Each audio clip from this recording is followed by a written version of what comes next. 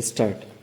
Now, from the point of view of labor also, this measure is very important.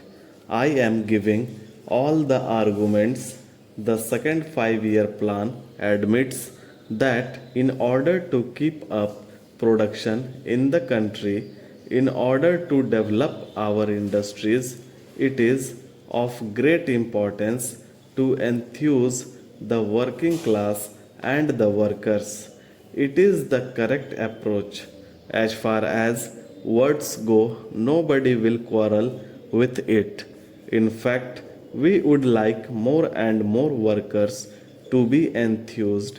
Such measures should be brought in more and more in order to make the working class see that with the increase in productivity on their part, at least there is improvement in their living conditions, that with the increased production of consumer goods in the country, they get more resources in their hands to buy the things that they require, to spend more money on their children, on their housing, on their health, on the education of their children, and all that.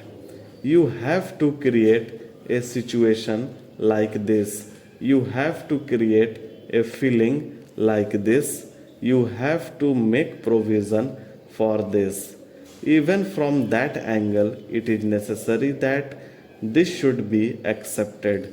Labor enthusiasm cannot be created until and unless you relate the increase in productivity to an increase in the living standards of our people.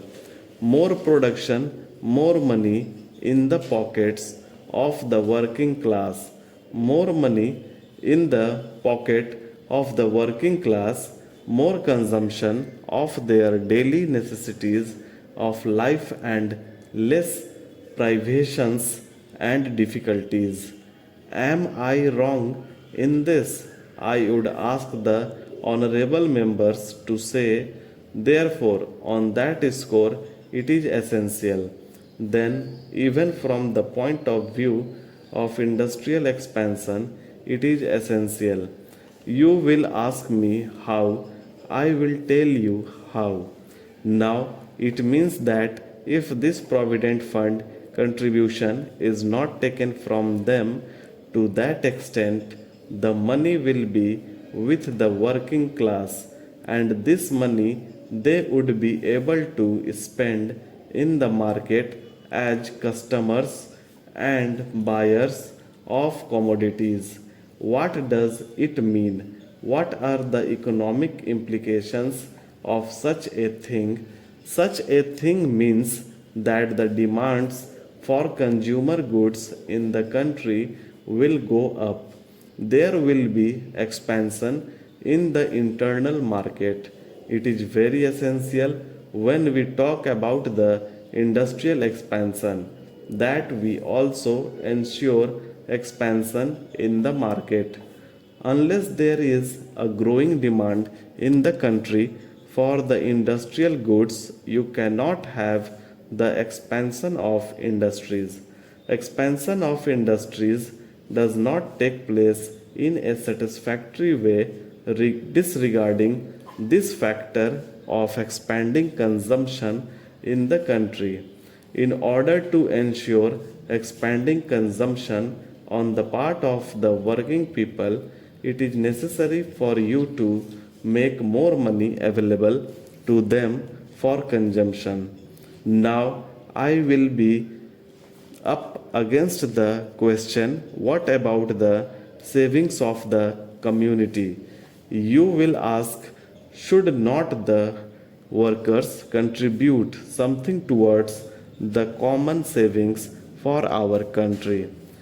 I say, do not start with the workers' savings, those who are not in a position to save.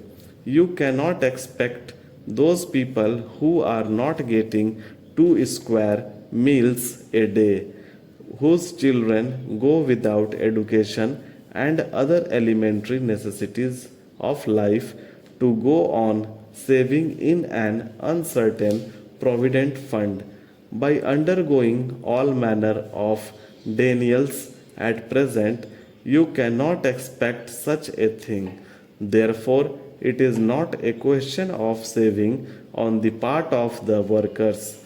That money which you give him is invested in other sectors of economy by way of increased consumption, which stimulates you a industrial production. But we are saying do not keep the gap. If that gap has to be filled, get the money from the capitalist class, the class which is in a position to save.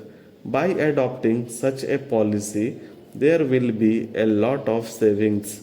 Saving take place not at the cost of the worker, not at the cost of contraction of the whole market, not by stifling the stimulants that are required for the industrial expansion in the economy as a whole.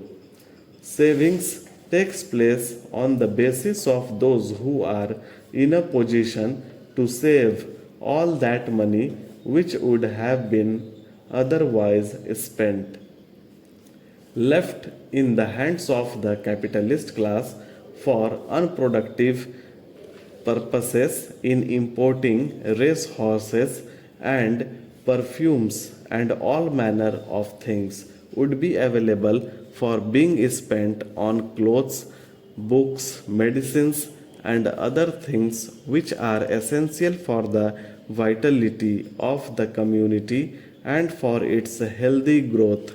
Therefore, from any angle that you judge, this measure is a very good measure, and I think the Honorable Deputy Minister would not mind accepting it.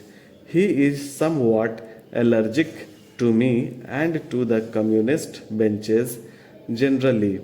I am very sorry for it if we caused this kind of allergy to anybody, but he need not be allergic to us in this matter at all. We have followed some of the state's objectives in the second 5 year plan, pronounced objectives in the second 5 year plan in formulating and presenting this bill to this House. We would not have done it had we thought that this is such a fundamental thing that he would never accept it, that this is something which is not at all within your domain. We think the honorable members of the Congress party can accept it. We read these speeches. We also read the deliberations of their various party meetings and sessions. We read some of their publications, and we are, of course, surprised at the declarations that they make from time to time. We take note of them, we take a serious view, we attach great importance to them. Therefore, we feel that the Congress members opposite can easily bring themselves up to accept this measure. This is in line with their thoughts. Whether these thoughts are being translated in the government's official policies or not in a different matter, but this is something which is untouchable for them.